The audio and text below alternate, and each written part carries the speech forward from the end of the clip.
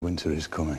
Ta gueule, Ned Stark, l'hiver a déjà commencé depuis plusieurs semaines et avec lui son lot d'animés de saison.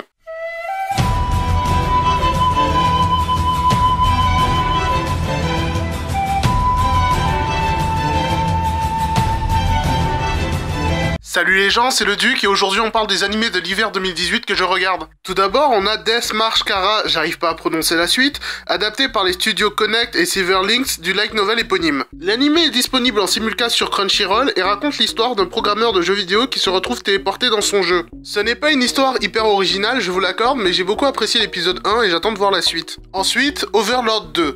Overlord 2 est la seconde saison de l'animé Overlord sorti en 2015, adapté du light novel du même nom, fait par les studios Madhouse et disponible en simulcast sur ADN. Overlord raconte la même chose que l'animé dont je viens de parler, à quelques différences près, et j'aime bien. Si tu veux en savoir plus, je t'invite à aller regarder la vidéo que je n'ai pas fait dessus. Après, nous avons encore une suite, la suite cette fois-ci de Nanatsu no Taizai, intitulée Nanatsu no Taizai Imashime no Fukatsu, fait par les studios A1 Pictures et disponible en simulcast sur Netflix. Si tu n'as pas regardé Nanatsu no Taizai, tu vas regarder Nanatsu no Taizai. J'ai rien d'autre à dire dessus à part que ça déboîte de sa grand-mère le péché capital. Autre animé Netflix que je regarde, Violet Evergarden, adapté d'un light novel par les studios Kyoto Animation. Cet anime est ma foi très énigmatique et je ne fais pas de résumé de lui pour ne pas spoiler.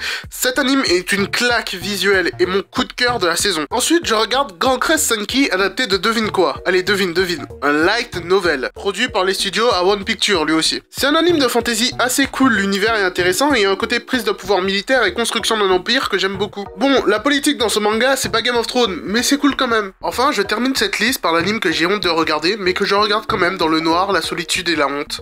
Bien évidemment, je parle de Citrus. Citrus est adapté du manga du même nom qui est un yuri. Si tu ne sais pas ce que c'est qu'un yuri, ben dis-toi que ce sont deux filles qui se rejoignent, là où fleurissent les cerisiers, là où le soleil devient orange, et là où les mensonges meurent, pour se rouler des grosses pelles avec la langue et plus si affinité. Cet anime est bizarrement pas fleur bleue, j'ai l'impression de voir un syndrome de Stockholm et plein d'autres trucs déviants chez les personnages. C'est assez intriguant. Cette vidéo touche à sa fin et tu peux me cracher dessus pour mes goûts de chiottes. Tu peux aimer, t'abonner et partager la vidéo. On se retrouve à la fin de la saison pour voir quel animé j'ai regardé en entier et ce que j'en ai pensé.